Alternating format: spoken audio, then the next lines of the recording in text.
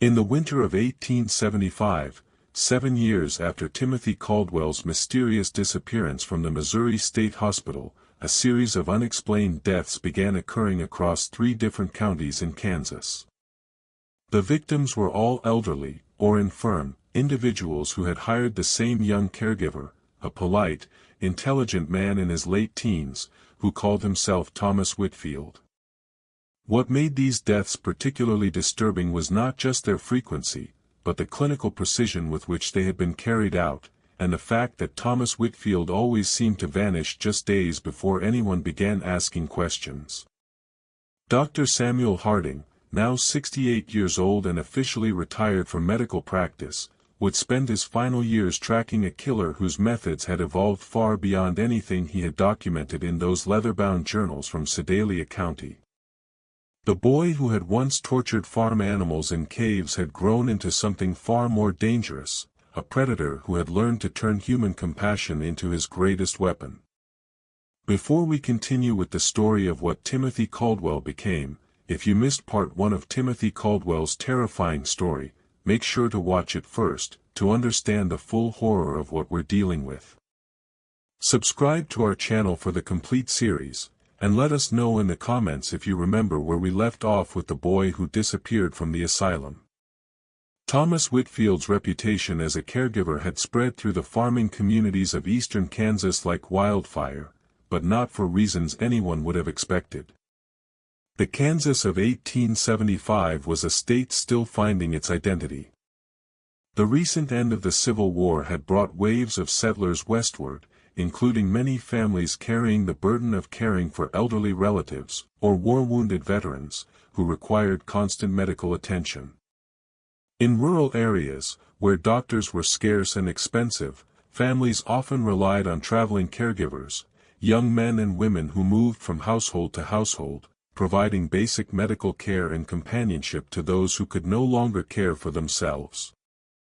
Thomas Whitfield appeared to be exactly what these families needed. He was 19 years old, well-spoken, and possessed an unusual depth of medical knowledge for someone so young. When asked about his training, he would explain that he had grown up assisting a country doctor in Missouri, learning through observation and practice rather than formal education. His references were impeccable, letters from grateful families describing his gentle manner, his dedication to his patients, and his remarkable ability to ease the suffering of the dying. What made Thomas particularly valuable was his willingness to take on the most difficult cases. While other caregivers avoided patients with serious illnesses or violent tendencies, Thomas seemed drawn to precisely these situations. He specialized in caring for elderly individuals suffering from dementia, or veterans struggling with what doctors then called soldier's heart, and terminally ill patients whose families could no longer bear to watch their slow decline. Thomas charged reasonable rates for his services, never so little as to seem suspicious, but never so much as to price himself out of the market. He typically stayed with families for 2 to 6 weeks, depending on the patient's condition, and he always seemed to know exactly when his services would no longer be needed. Families appreciated his honesty about prognosis, and his gentle way of preparing them for the inevitable. Dr. Benjamin Wheeler, the county physician for Leavenworth County, first encountered Thomas Whitfield in March of 1875, when the young man brought the death certificate for an elderly patient named Martha Henley. Wheeler had been expecting the death. Mrs. Henley had been suffering from consumption for months, but something about the caregiver struck him as unusual. The young man seemed remarkably composed for someone who had just lost a patient. Wheeler would later write in his journal, "Most caregivers, particularly those who had spent weeks attending to someone, showed some emotional response to death." Thomas Whitfield discussed Mrs. Henley's final moments with the clinical detachment of a seasoned physician, describing her symptoms and decline with scientific precision that seemed at odds with his supposed lack of formal training. What Wheeler found most disturbing was Thomas's apparent interest in the details of the death certificate. The young man asked specific questions about how causes of death were determined, what evidence was required to support various diagnoses, and how thoroughly county officials typically investigated deaths of elderly or infirm individuals. I sense that he was not asking these questions out of casual curiosity, Wheeler noted. There was a purpose behind his inquiries, as if he was gathering information for future use. Despite his unease, Wheeler could find no fault with Thomas's care of Mrs. Henley. The family spoke glowingly of his dedication, describing how he had sat with her through difficult nights, administered her medications precisely as prescribed, and provided comfort during her final hours. The death appeared entirely natural, consistent with the progression of her illness. Thomas moved from household to household with methodical efficiency. His next patient was Samuel Morrison, a 73-year-old farmer who had suffered a stroke, and required assistance with basic functions. Morrison's son, Robert, had hired Thomas after receiving a recommendation from the Henley family, who described the young caregiver as a godsend, who had made their mother's final weeks as comfortable as possible. Thomas cared for Samuel Morrison for exactly 4 weeks. During that time, neighbors often saw him walking the property in the early morning hours, sometimes carrying what appeared to be medical supplies, sometimes simply standing quietly in the fields, as if deep in thought. When asked about these walks, Thomas explained that he found the morning air helpful for maintaining his own health while caring for demanding patients. Samuel Morrison died on a Tuesday morning in April, apparently suffering a second, more severe stroke during the night.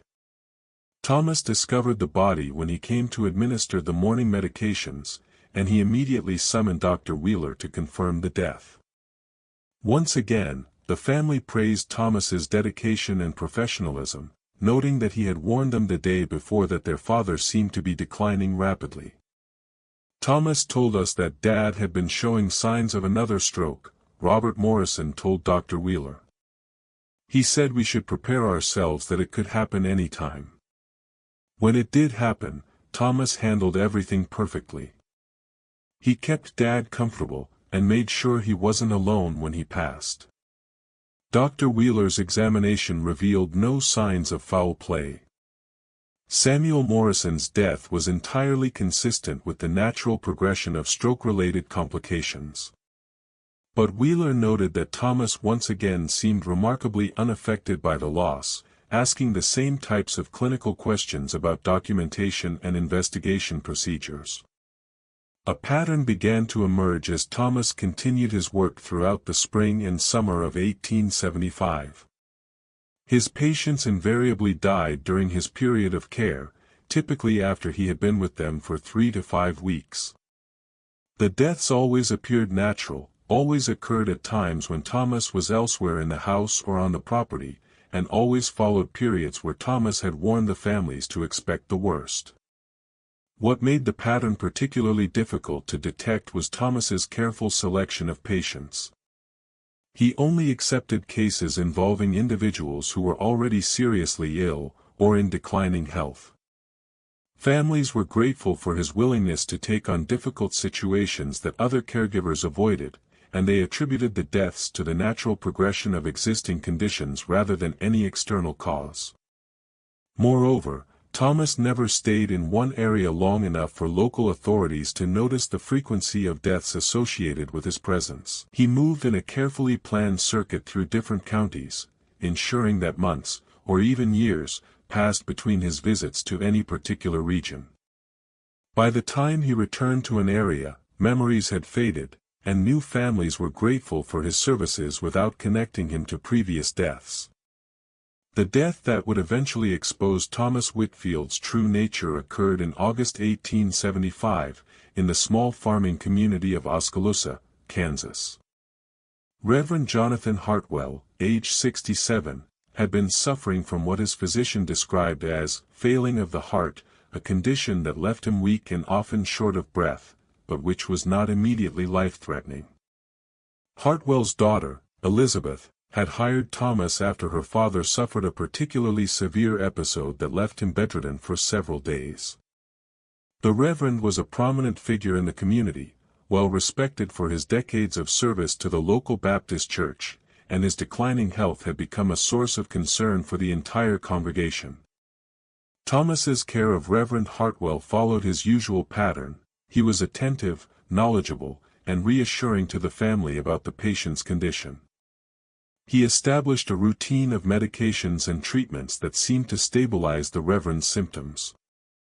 And, for the first 2 weeks of his stay, Hartwell actually showed signs of improvement. What made this case different was the Reverend's mental acuity. Unlike Thomas's previous patients, who had often been confused or weakened by their illnesses, Hartwell remained sharp and observant, despite his physical limitations. More importantly, the Reverend had spent decades counseling troubled individuals, and he possessed an intuitive ability to read people that few of Thomas's patients had demonstrated. On the morning of August 15, 1875, Reverend Hartwell called his daughter to his bedside for what he described as an urgent conversation. Elizabeth later told investigators that her father seemed agitated in a way she had never seen before, despite the fact that his physical condition had actually been improving over the previous few days. "Father told me that something was wrong with Thomas," Elizabeth would later testify. "He said that Thomas had been asking strange questions about the church, about our family's finances, about whether we kept money in the house. But what disturbed Father most was the way Thomas looked at him when he thought no one was watching." According to Elizabeth, her father described Thomas's gaze as the look of someone studying a specimen, not caring for a patient. The Reverend had noticed that Thomas showed no genuine concern for his comfort or recovery, but instead seemed to be calculating something whenever he thought he was unobserved. Most disturbing of all, Reverend Hartwell claimed that he had awakened several times during the night to find Thomas standing beside his bed, not administering medication or checking his condition, but simply watching him sleep, with an expression of cold curiosity. "Father said he felt like Thomas was waiting for something," Elizabeth recalled. "Not waiting to help, but waiting for something to happen. He made me promise that I wouldn't leave him alone with Thomas anymore, not even for a few minutes."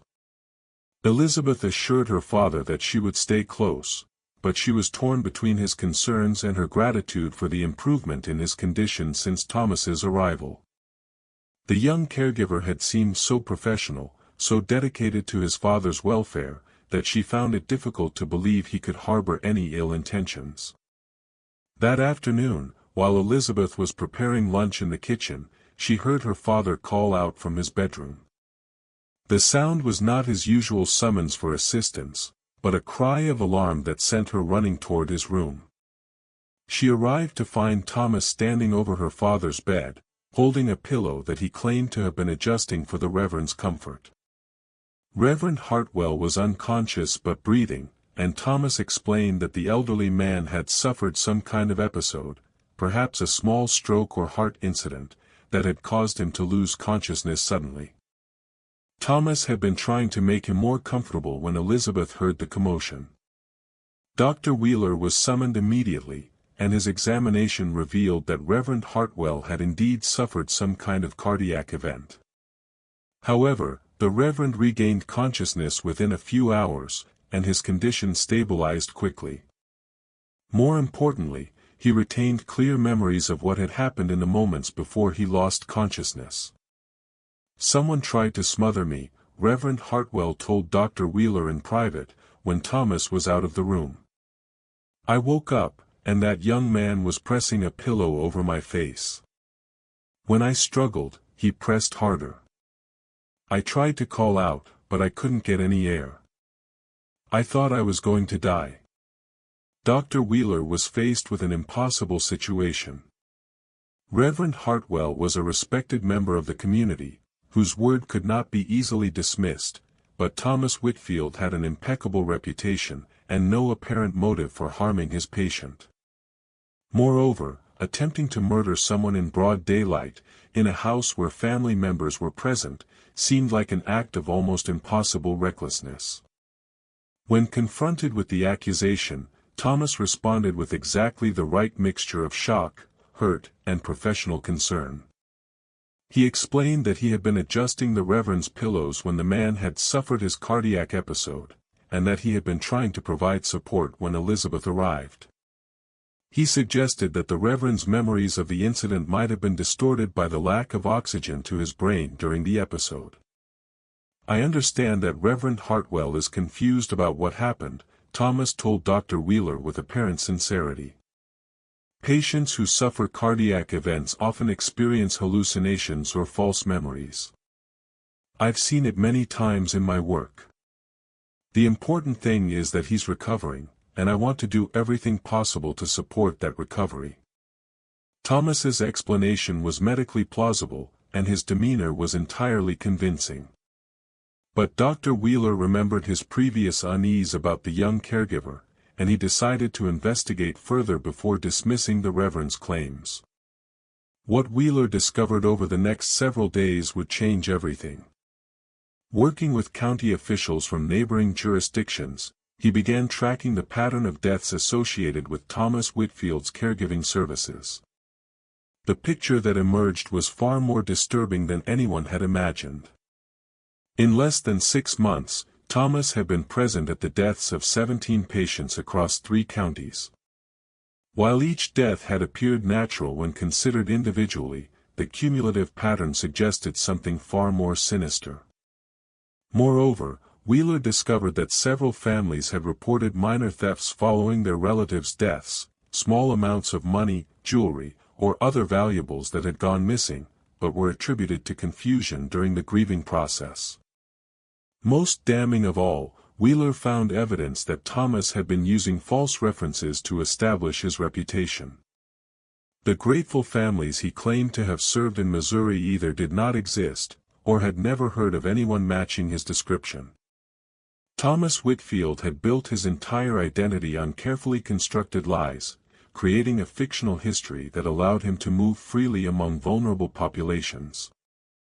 As Dr. Wheeler's investigation deepened, he began to uncover connections that reached far beyond the recent deaths in Kansas. Working with law enforcement officials from neighboring states, he discovered reports of similar patterns in Missouri, Nebraska, and Colorado, always involving a young caregiver whose patients died with unusual frequency, and who disappeared before questions could be asked. The breakthrough came when Wheeler contacted Dr. Samuel Harding in Missouri, seeking information about any young men with medical training who might have moved to Kansas in recent years. Harding's response arrived by telegram within hours of Wheeler's inquiry. "Stop investigating immediately. Stop boy from Sedalia. Case stop extremely dangerous. Stop will arrive Kansas soonest. Stop." Dr. Harding, now 68 years old and officially retired, had spent the 7 years since Timothy Caldwell's disappearance tracking reports of suspicious deaths across the American Midwest. His private files contain detailed documentation of more than 40 cases that bore the hallmarks of Timothy's methods, but he had been unable to establish definitive connections between the various incidents. The Kansas deaths represented the clearest pattern Harding had seen since Timothy's escape from the Missouri State Hospital. The systematic targeting of vulnerable individuals, the careful planning and execution, and, most importantly, the clinical precision of the killings, all matched the behavioral profile that Harding had developed based on his observations of the boy. When Harding arrived in Oskaloosa 3 days later, he brought with him copies of his original journals from the Caldwell case, along with 7 years' worth of investigation notes and correspondence with law enforcement officials across multiple states. His first stop was Reverend Hartwell's bedside, where he conducted a detailed interview about the attempted murder. What Harding learned confirmed his worst fears. Reverend Hartwell's description of Thomas Whitfield's behavior matched exactly the patterns that Harding had observed in Timothy Caldwell as a child. The cold, calculating gaze, the clinical interest in suffering, the complete absence of genuine empathy, all were characteristics that Harding had documented in his original case study. More importantly, Reverend Hartwell provided details about Thomas's physical appearance that sealed the identification. Despite the passage of 7 years, the young man retained the pale blue eyes, blonde hair, and slight build that had characterized Timothy as a child. Most telling of all, Thomas had a small scar on his left hand that Harding remembered Timothy receiving during their struggle at the Caldwell farm. "It's him," Harding told Dr. Wheeler. After interviewing the Reverend, Harding concluded that Timothy Caldwell had been hiding in plain sight, using his medical knowledge and manipulative abilities to kill with impunity. But he had made a crucial error in judgment. He had become overconfident, and that overconfidence had exposed him. Harding assessed that Timothy had evolved far beyond the impulsive child killer he had been in Missouri. The adult version had developed sophisticated methods for selecting victims, establishing alibis, and avoiding detection. He had learned to use society's assumptions about young caregivers to his advantage, exploiting the trust and gratitude of grieving families. Most disturbing of all, Harding believed that Timothy was no longer killing purely for experimental purposes. The thefts associated with each death suggested that he had developed a practical motivation for his crimes, using murder as a means of supporting himself while pursuing his larger psychological interests. "He's found a way to make killing profitable," Harding explained to Wheeler.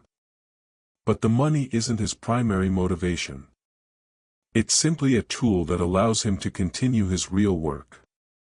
Timothy has always been fascinated by the process of dying, by the way people respond to the approach of death.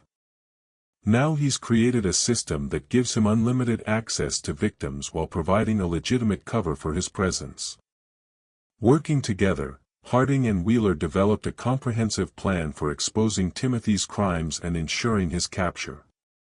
They would need to coordinate with law enforcement officials across multiple jurisdictions, since Timothy's activities had crossed state lines. More importantly, they would need to be prepared for the possibility that Timothy might attempt to flee, or worse, escalate his violence, when he realized he was being investigated. The investigation took on new urgency when Thomas Whitfield suddenly announced his intention to leave the Hartwell household. He explained to Elizabeth that her father's condition had stabilized to the point where professional care was no longer necessary, and that he had accepted a position with another family in a neighboring county. Dr. Harding recognized this as Timothy's standard escape pattern, the same method he had used to avoid detection across multiple states. Timothy had developed an almost supernatural ability to sense when suspicion was beginning to focus on him, and he invariably disappeared just before authorities could act. But this time, Harding was prepared. Working with Sheriff Marcus Thompson of Jefferson County, he had established surveillance around the Hartwell property and coordinated with law enforcement officials in surrounding areas to monitor roads and railway stations. Timothy would not be allowed to simply vanish as he had so many times before. The surveillance revealed the full extent of Timothy's careful planning and preparation. Rather than simply packing his belongings and leaving town, Timothy spent several days making detailed observations of local law enforcement activities. He was seen watching the sheriff's office from various vantage points, timing the movements of deputies, and apparently mapping escape routes through the surrounding countryside. More disturbing still, Timothy made several visits to the local cemetery, where he was observed studying gravestones and making notes in a small journal. Dr. Harding believed that Timothy was cataloging information about recently deceased individuals, possibly preparing false identities, or planning future impersonations. "He's not just planning to escape," Harding told Sheriff Thompson. "He's planning his next identity, his next hunting ground." Timothy has learned to think strategically, to plan months or even years ahead. We're not dealing with an impulsive killer anymore. We're dealing with someone who approaches murder as a career. The breakthrough came when one of Sheriff Thompson's deputies, conducting routine surveillance, observed Timothy meeting with a stranger at the edge of town. The meeting took place near an abandoned grain mill, away from any casual observers, and lasted approximately 20 minutes. The stranger was subsequently identified as Marcus Sullivan, a confidence man with a history of fraud and forgery who had recently been released from prison in Missouri. Sullivan specialized in creating false identity documents and had apparently been hired by Timothy to establish a new persona for his next area of operations. This discovery provided law enforcement officials with crucial insight into Timothy's methods. Rather than simply moving from place to place under his existing false identity, Timothy had been systematically creating new personas, complete with fabricated histories and forged references. This explained how he had been able to maintain his reputation as a reliable caregiver despite the pattern of deaths associated with his work. Sheriff Thompson's men arrested Sullivan immediately after his meeting with Timothy, and under interrogation, the forger revealed the full scope of Timothy's identity manipulation. Over the past 7 years, Timothy had commissioned at least 6 different sets of false papers, allowing him to operate under multiple names across various states. More importantly, Sullivan revealed that Timothy had been planning something far more ambitious than his usual pattern of individual murders.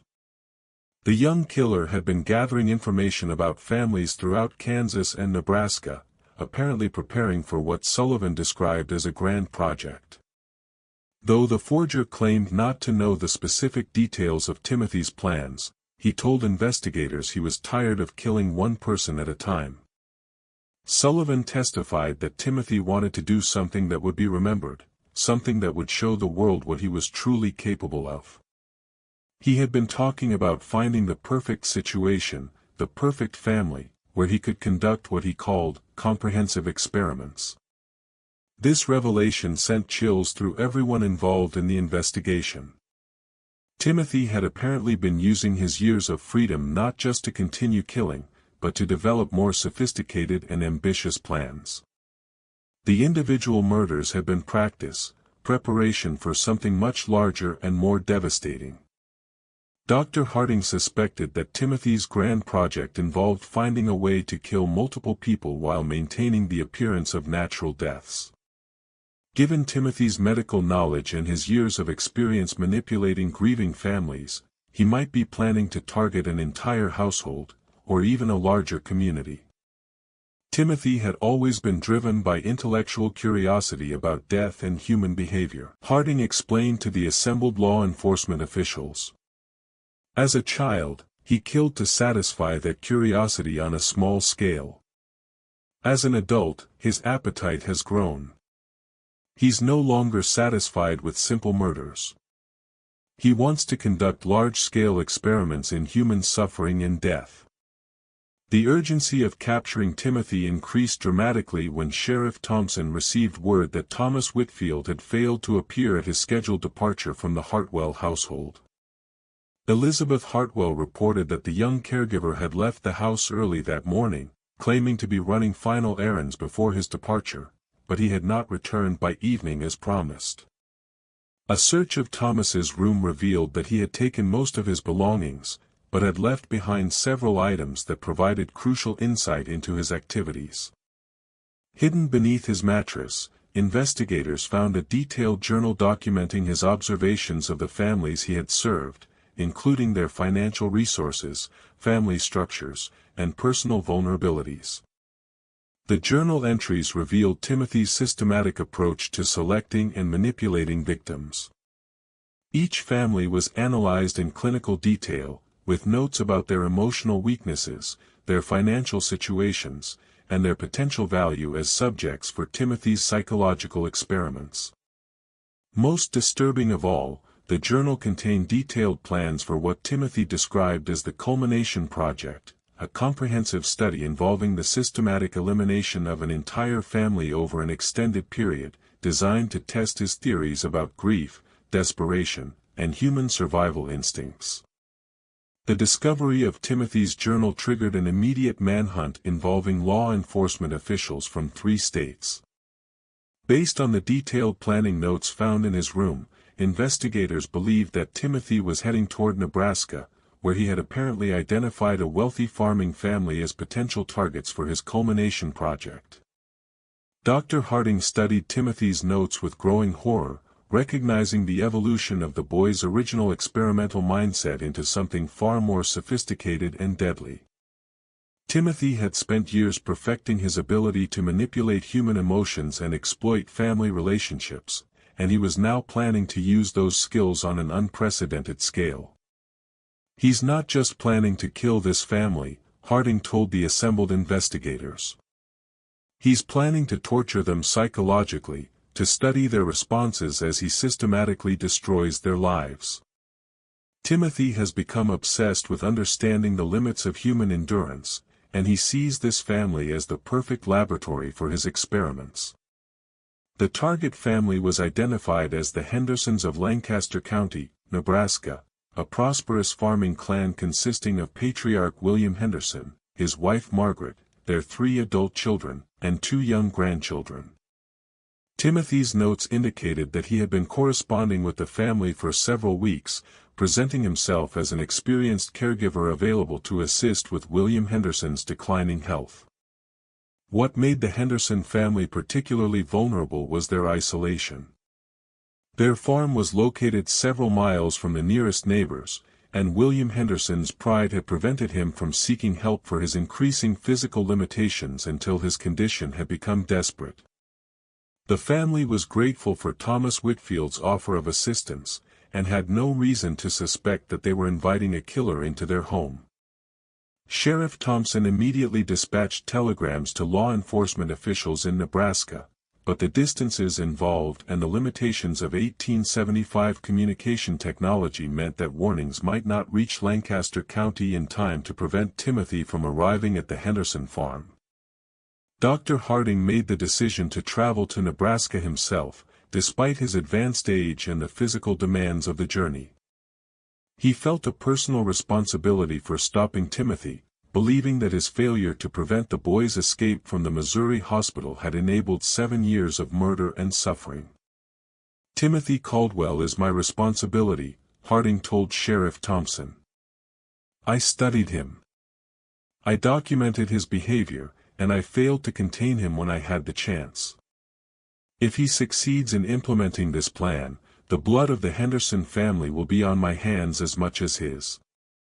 The journey to Lancaster County took 3 days by railroad and stagecoach, during which Harding reviewed every detail of Timothy's psychological profile and behavioral patterns.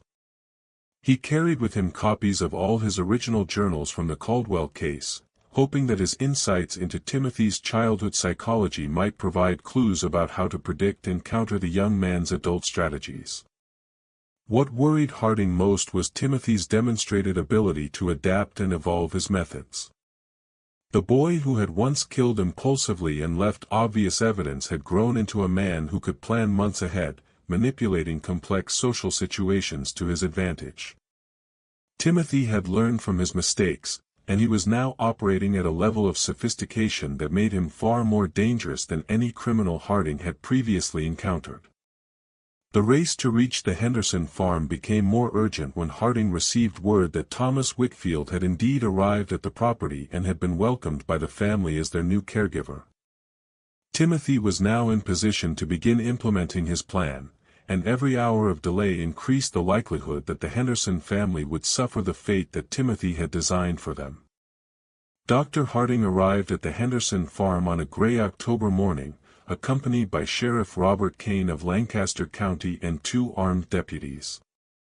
The property appeared peaceful from a distance, smoke rising from the chimney, livestock grazing in the fields, no obvious signs of distress or violence, but Harding's trained eye immediately noticed subtle details that suggested something was wrong. The family's dogs, which should have barked at the approach of strangers, were nowhere to be seen. The usual morning activities of a working farm, feeding animals, collecting eggs, preparing for the day's work, were absent despite the early hour. Most telling of all, Harding observed that the curtains in several windows had been drawn shut, despite the fact that farm families typically maximized natural light during daylight hours. The closed curtains suggested either that someone was trying to prevent outsiders from seeing into the house, or that the family was no longer able to maintain their normal routines. Sheriff Kane approached the farmhouse with his weapon drawn, while his deputies positioned themselves to cover potential escape routes. Dr. Harding remained with the horses, but close enough to observe and advise, based on his knowledge of Timothy's behavioral patterns. The first sign of immediate danger came when Sheriff Kane knocked on the front door and received no response. Despite clear evidence that people were inside the house, smoke continuing to rise from the chimney and the faint sound of movement, the family made no attempt to answer the door. When Kane tried the door handle, he found it unlocked, unusual for a farm family, who would typically secure their home, especially with a stranger staying on the property.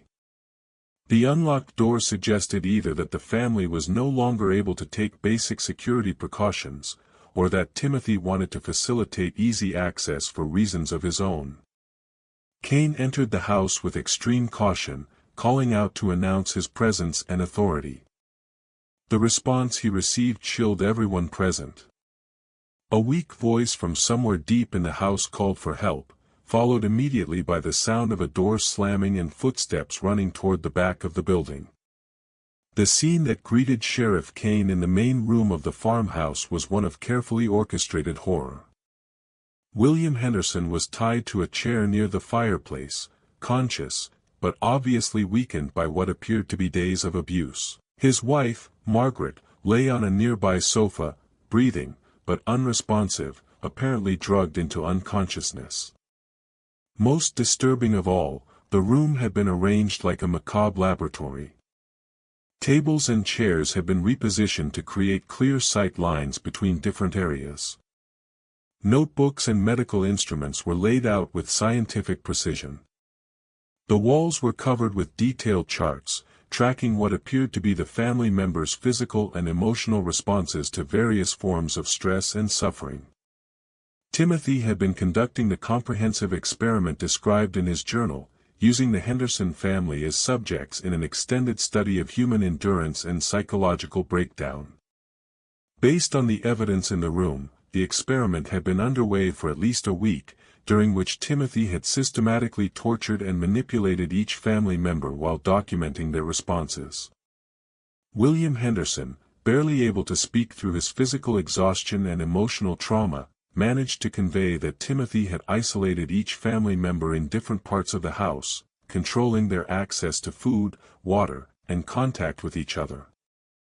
The psychological torture had been as methodical as the physical abuse, with Timothy alternating between apparent kindness and calculated cruelty to maximize confusion and despair. "He told us it was for science," Henderson whispered to Sheriff Kane. "Said he was studying how families break down under pressure. How people choose between saving themselves and saving others. He made us watch. Made us choose." Before Henderson could provide more details, the sound of gunshots erupted from the back of the house, followed by shouting from the deputies who had been covering the rear exits. Timothy had apparently attempted to flee through a back window, and had been confronted by law enforcement officers. Dr. Harding rushed toward the sound of the commotion, arriving just in time to see Timothy Caldwell, now a tall, lean young man of 19, standing in the farmyard with his hands raised in apparent surrender. But Harding recognized the pose as another of Timothy's calculated deceptions, designed to create a moment of reduced vigilance that he could exploit. "Don't trust him," Harding shouted to the deputies. "He's planning something." Timothy's response was a smile, the same cold, genuine expression of satisfaction that Harding remembered from their confrontations 8 years earlier. Despite the passage of time and the physical changes of adolescence, that smile remained exactly the same, a window into a mind that found genuine pleasure in the suffering of others. "Dr. Samuel Harding," Timothy said, his voice carrying the educated cadence of an adult, but retaining the same clinical detachment that had characterized his speech as a child. "I wondered when you would find me. Actually, I hoped you would find me. There are some questions I've been wanting to ask you." The conversation that followed would haunt Dr. Harding for the rest of his life. Timothy spoke about his years of freedom as if describing a research project, explaining how he had used his time to refine his understanding of human psychology and perfect his methods of manipulation and murder. "You were right about me, you know," Timothy said conversationally, as if discussing the weather rather than multiple homicides. "I was never going to become normal, never going to develop empathy or conscience. But you were wrong about one thing. You thought I was broken, defective. I'm not broken, Dr. Harding. I'm evolved. I'm what humans become when you remove the weaknesses that hold most people back." Timothy went on to describe his career as a caregiver in terms that made clear he viewed his victims not as human beings, but as research subjects.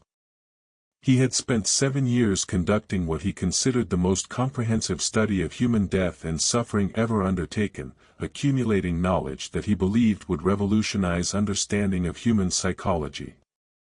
"The Henderson family has been my masterpiece," Timothy continued, his eyes gleaming with the same intellectual excitement that Dr. Harding remembered from their sessions in the Missouri hospital. "I've been able to study an entire family unit under controlled conditions, documenting how fear and pain affect family relationships. How people choose between self-preservation and protecting loved ones." Dr. Harding realized that Timothy was not surrendering. He was gloating. The young man had no intention of being captured alive, but he wanted to share his discoveries with the one person who might appreciate their scientific significance.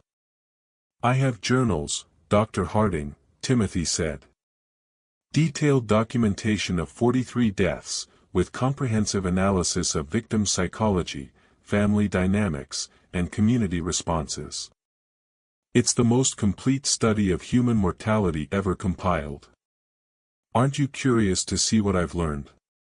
The temptation was real. Despite his horror at Timothy's crimes, Dr. Harding's scientific training made him genuinely curious about the insights that might be contained in those journals. Timothy had spent years conducting experiments that no ethical researcher could ever attempt, observing human behavior under conditions of extreme stress that would be impossible to replicate in legitimate studies. But Harding also recognized Timothy's offer as another manipulation, an attempt to exploit his intellectual curiosity in order to gain some advantage or extract some concession. Timothy had always been skilled at identifying and exploiting human weaknesses, and he understood that Harding's commitment to scientific knowledge represented a potential vulnerability. "Where are the other family members?" Dr. Harding asked, refusing to be drawn into Timothy's psychological games. Timothy's smile widened. "That's part of the experiment, Dr. Harding. They're safe for now, but their continued safety depends on the choices that get made in the next few minutes. I've created a situation where you have to choose between capturing me and saving them. Which is more important to you, justice or mercy?" The standoff that followed revealed the full extent of Timothy's planning and preparation. He had not simply been hiding at the Henderson farm. He had been using the property as a base for an elaborate trap, designed to capture Dr. Harding and anyone else who might threaten his freedom. Throughout the farmhouse and surrounding buildings, Timothy had positioned the missing family members, the Henderson children and grandchildren, in carefully prepared scenarios that would require immediate rescue if they were to survive. Each family member was in a different location, facing a different type of mortal peril that would worsen over time if not addressed immediately.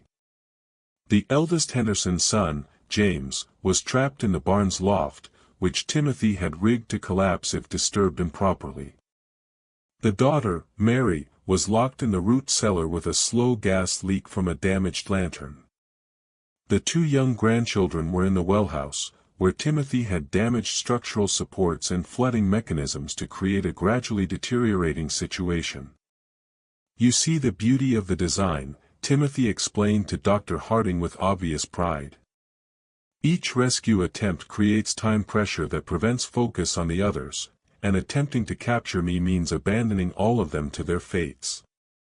It's a perfect test of human decision-making under pressure."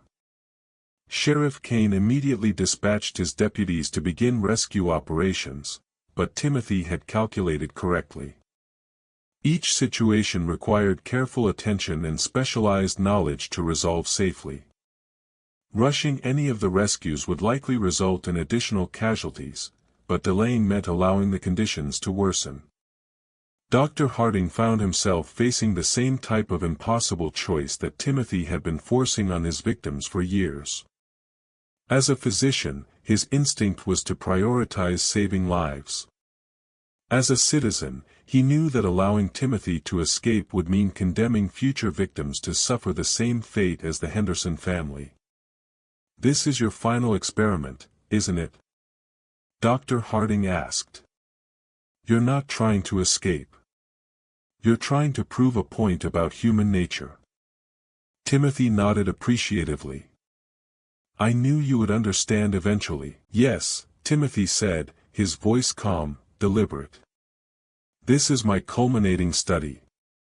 I want to document how society responds when forced to choose between justice and mercy, between punishment and prevention of immediate suffering. The Henderson family has been excellent subjects, but you, Dr. Harding, you are the real prize. What happens after your experiment is complete?" Dr. Harding asked. "That depends on the results," Timothy replied. "If I'm satisfied with the data I collect today, I might be ready to move on to the next phase of my research. I've been considering branching out from individual and family studies to larger social experiments. Imagine what we could learn from studying an entire community under controlled stress conditions." The implications of Timothy's statement were terrifying. He had apparently been planning to escalate from murdering individuals and families to orchestrating mass casualties, using entire towns or regions as laboratories for his psychological experiments. But Dr. Harding also detected something in Timothy's demeanor that gave him hope. Despite his apparent confidence and careful planning, Timothy seemed to be seeking validation for his work in a way that suggested uncertainty about his next steps. The young man who had once been supremely self-assured was now looking for approval from the authority figure who had originally studied him. "Your research has been impressive," Dr. Harding said carefully. "But it's incomplete. You've studied death and suffering, but you've never studied redemption, or recovery. You don't understand the full spectrum of human experience." Timothy's expression shifted slightly, showing the first crack in his controlled facade. "Redemption is an illusion created by weak minds to avoid confronting harsh realities," he said. But there was a note of defensiveness in his voice that hadn't been present before. "Is it? You've spent 7 years running from the consequences of your actions. If you were truly as evolved as you claim, wouldn't you be able to face those consequences directly?" Dr. Harding was taking an enormous risk by challenging Timothy's self-perception, but he sensed that the young man's need for intellectual validation might be stronger than his commitment to escape. Timothy had always craved recognition for his intelligence and insight, and that craving might provide the leverage needed to resolve the situation. The psychological duel that followed lasted nearly an hour, during which Sheriff Kane's deputies worked frantically to rescue the endangered family members. Dr. Harding used every technique he had learned from studying Timothy's psychology to keep the young man engaged in conversation while rescue operations continued. Gradually, a clearer picture emerged of what Timothy had become during his years of freedom. He had indeed evolved far beyond the impulsive child killer he had been in Missouri, but that evolution had come at a cost. The systematic suppression of normal human emotions had left him increasingly isolated and desperate for connection, even if that connection could only come through the terror he inflicted on others. "You're lonely," Dr. Harding realized. "All these years of studying other people, but never allowing yourself to actually connect with anyone. You've made yourself into a perfect predator, but perfect predators are also perfectly alone." Timothy's composure finally cracked completely. "You think I wanted this?" he demanded, his voice rising for the first time since the confrontation began. "You think I chose to be what I am? I've tried to feel what other people feel. Tried to understand why they care about things that seem completely meaningless to me, but I can't. There's something missing in me. Something that was never there to begin with." For the first time since his childhood, Timothy showed genuine emotion, not the calculated displays he used to manipulate victims, but real anguish about his fundamental inability to experience normal human connections. The brilliant, controlled killer revealed himself to be, at his core, a profoundly damaged person who had turned his damage into a weapon against the world. The rescue operations concluded successfully just as Timothy's emotional breakdown reached its peak. Sheriff Kane's deputies managed to save all the endangered family members, though several required immediate medical attention for injuries and trauma sustained during their captivity. Timothy's reaction to the successful rescues was telling. Rather than anger or frustration at the failure of his plan, he seemed almost relieved that his victims had survived. "I'm glad they're safe," Timothy admitted to Dr. Harding. "I didn't really want them to die. I just wanted to finally understand what makes people care about each other the way they do." The capture of Timothy Caldwell made headlines across the Midwest. The legal proceedings that followed were complicated by the same issues that had plagued his case as a child. The systematic nature of his crimes was undeniable, but his youth at the time of many of the murders, combined with questions about his mental competency, created precedent-setting challenges for prosecutors. Dr. Harding testified extensively about Timothy's psychological development, providing detailed documentation of the young man's evolution from disturbed child to sophisticated killer. His testimony helped establish some of the first legal frameworks for understanding and prosecuting cases involving antisocial personality disorder. Timothy himself proved to be a cooperative defendant, apparently viewing the trial as another opportunity to share his research findings with a wider audience. He testified about his methods and motivations with the same clinical detachment he had always shown, providing insights into criminal psychology that would influence law enforcement and medical professionals for decades. The verdict was life imprisonment without possibility of parole, with the stipulation that Timothy would be held in a specially designed facility that could accommodate both his dangerous nature and his value as a subject for legitimate psychological research. Dr. Harding visited Timothy regularly during the first year of his imprisonment, conducting formal interviews that were published as part of groundbreaking research into the nature of psychopathy. These sessions revealed that Timothy's capacity for manipulation and violence remained undiminished, but that his desperate need for intellectual connection made him a valuable source of information about criminal psychology. "He represents something that medical science is only beginning to understand," Dr. Harding wrote in his final report on the case. "Timothy Caldwell is not evil in the supernatural sense. He is the product of a specific type of neurological development that creates intelligence without empathy, curiosity without conscience. Understanding individuals like Timothy may be the key to preventing future tragedies." The Henderson family eventually recovered from their ordeal, though the psychological scars remained for years afterward. William Henderson became an advocate for better screening of domestic caregivers, working with law enforcement agencies to develop protocols for preventing similar deceptions in the future. The detailed journals that Timothy had maintained throughout his criminal career became invaluable resources for researchers studying serial murder and psychological manipulation. His meticulous documentation of victim psychology and family dynamics provided insights that helped law enforcement officials solve several cold cases and identify patterns in other unsolved crimes. But perhaps the most significant outcome of Timothy's capture was the advancement in understanding of childhood psychological development that resulted from Dr. Harding's research. The case established new protocols for identifying and treating children who showed early signs of antisocial behavior, potentially preventing others from following Timothy's path. Timothy himself adapted to prison life with characteristic intelligence and calculation. He became a model prisoner, using his understanding of human psychology to manipulate guards and administrators while maintaining the appearance of cooperation and rehabilitation. Dr. Harding's final visit to Timothy took place in 1876, shortly before the elderly physician's death. During that conversation, Timothy revealed that he had been using his time in prison to develop new theories about human behavior based on his observations of the criminal population around him.